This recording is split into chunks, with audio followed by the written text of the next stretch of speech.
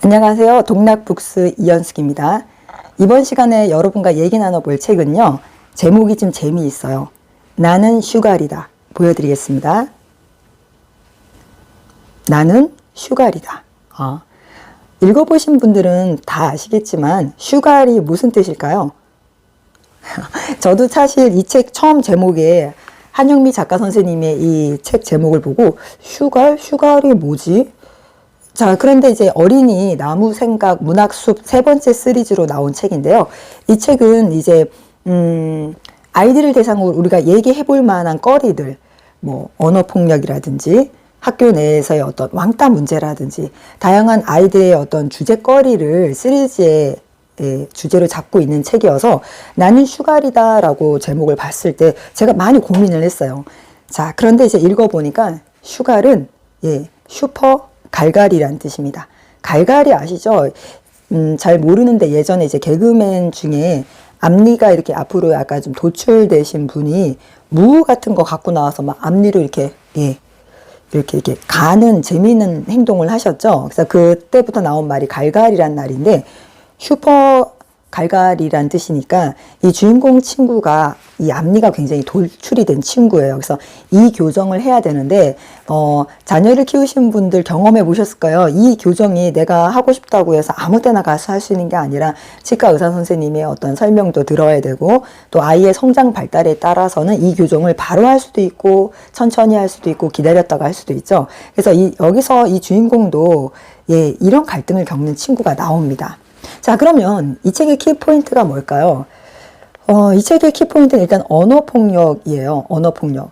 그러니까 지금은 아이들이 핸드폰이나 카톡, 페이스북 같은 SNS에 자신들이 쓴 글이 법적으로나 사회적으로 문제가 될 수 있다는 걸 충분히 인지하고 있어요. 실제로 그렇고요. 증거 자료가 되죠. 그렇지만 예전만 해도 이런 것들이 문제는 됐지만 법적으로 문제라는 생각을 아직 하기 전에 한영미 선생님께서는 이렇게 카톡이나 단체 대화방, 그 다음 SNS 또는 실질적으로 아이의 얼굴을 보고 서로 얼굴을 보고 언어폭력이 주는 상처에 대해서 말씀을 하고 계십니다. 자, 여기 보면요. 일단 이 친구는 주인공 친구는 정수아라는 5학년 친구예요. 이 책 속에서 정수아라는 5학년 친구, 주인공 친구는 학습도 굉장히 자기 주도적으로 잘하고 친구들과의 관계도 굉장히 좋습니다. 원만해요.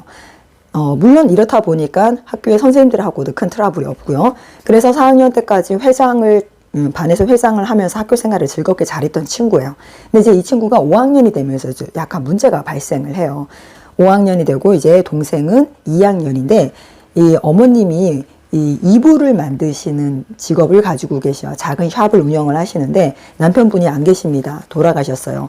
그래서 이 어머님이 아이들에 대한 사랑과 정성으로 항상 이제 수제 원피스를 만들어서 아이들을 입히세요.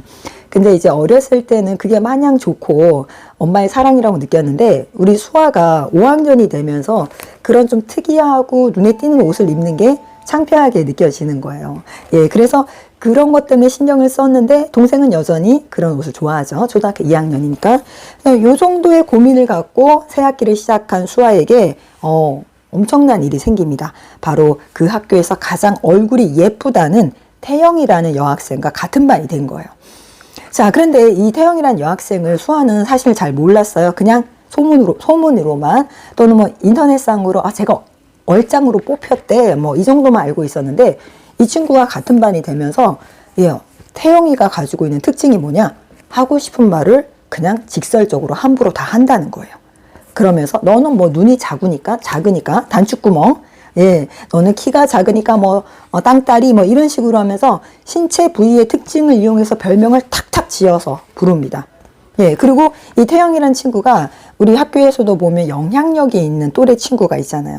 상당히 영향력이 있는 또래 친구여서 이 친구의 말 한마디가 반 전체 아이들의 분위기를 좌우하고 반 전체 아이들이 이 친구의 말에 의해서 같은 친했던 친구도 하루아침에 그 별명을 부르면서 등을 돌립니다.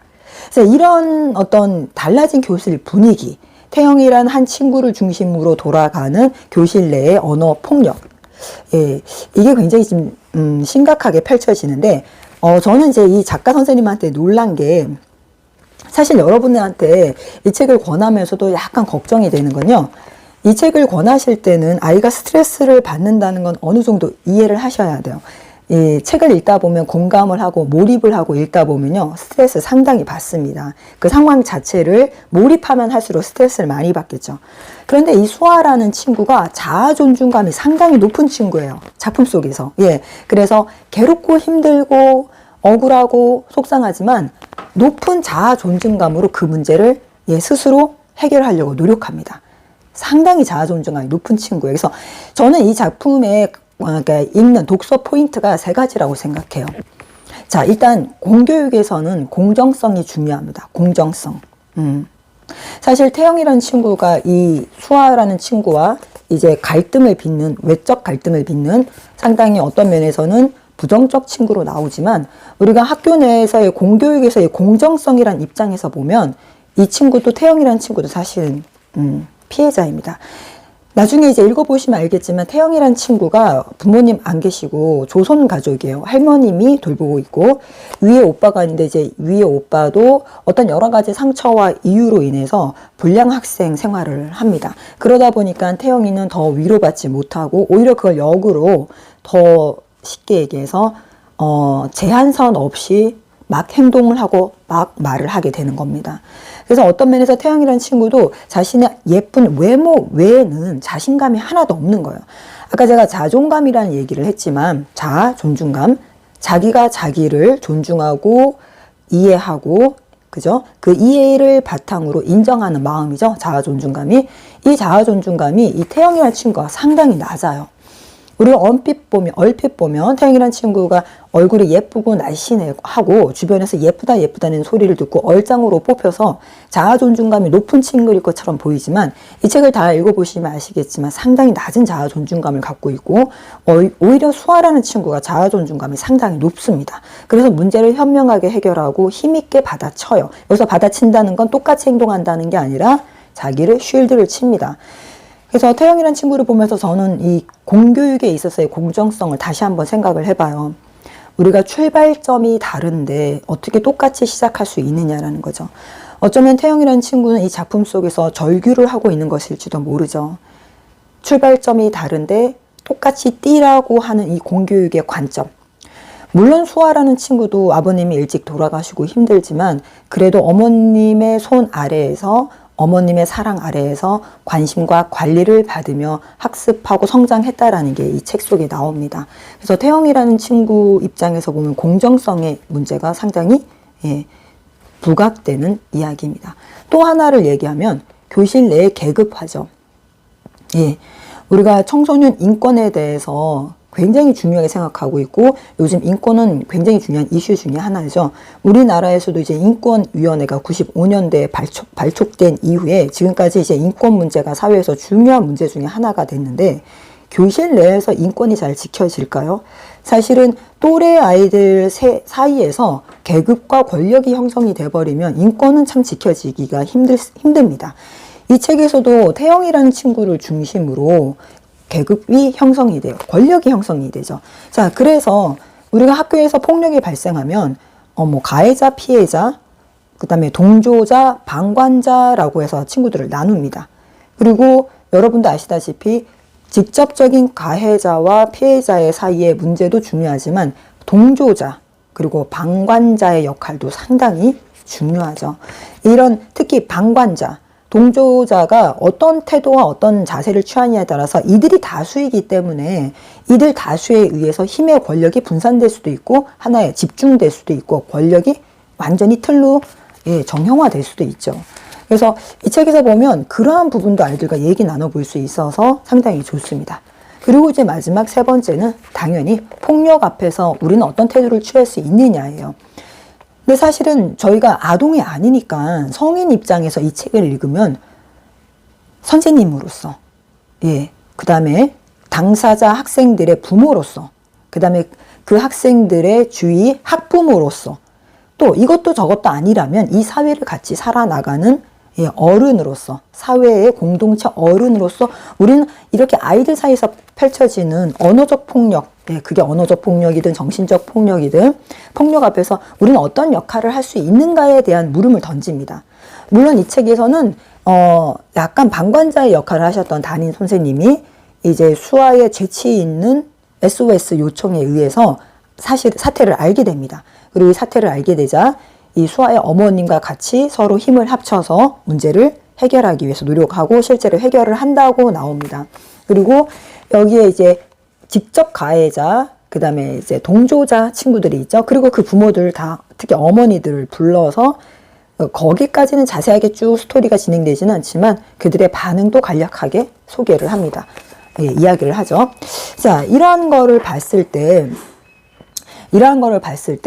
이게 어른으로서 우리는 어떤 역할을 해야 하고 어떤 태도를 가져야 될까에 대해서 많이 생각을 하게 됩니다. 여러분들도 이 책을 읽으면서 아이의 입장에서 뿐만 아니라 성인인 내 입장에서는 나는 이런 일에 있어서 어떤 역할을 하는 존재인가. 우리가 이런 얘기를 하잖아요. 아이들의 세계는 어항 속의 세계죠. 내 아이만 깨끗한 물 속에서 키울 수가 없어요. 어항에 물이 오염이 되면 어항 전체가 오염이 되는 거지. 내 아이만 따로 빼내서 가둬둔다고 해서 내 아이가 오염이 되지 않는 건 아니죠. 결국 저는 이제 부모 교육을 하는 사람이기도 하고 독서 논술 지도를 하는 사람 입장에서 이 책을 보면서 이 성인들의 역할, 직접 당사자이든 당사자가 아니든 이 사회를 같이 살아나가는 성인들의 입장에서 어떤 역할을 해야 되는가라고 질문을 던지고 싶습니다. 요즘 이제 촉법 범죄라 그래서 법으로 처벌하기에도 참 나이가 안 되고, 그런데 그 친구들이 일으킨 여러 사건과 사회적 문제가 참 무리를 일으키면서 청와대 국민청원에 촉법 범죄 소년의 나이를 낮춰달라는 청원도 지금 일고 있잖아요. 이런 순간에 저는 이 책 나는 슈갈이다. 한영미 선생님의 이 작품 여러분 같이 읽어보시면서 아이들과 다양한 얘기를 나눌 수 있다고 생각합니다.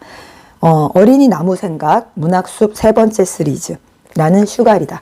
꼭 한번 읽어보시고 아이를 위해서뿐만 아니라 나 자신을 위해서도 한번 읽어보시고 어떤 생각과 선택을 하시는지 공감 나눠봤으면 좋겠습니다. 감사합니다.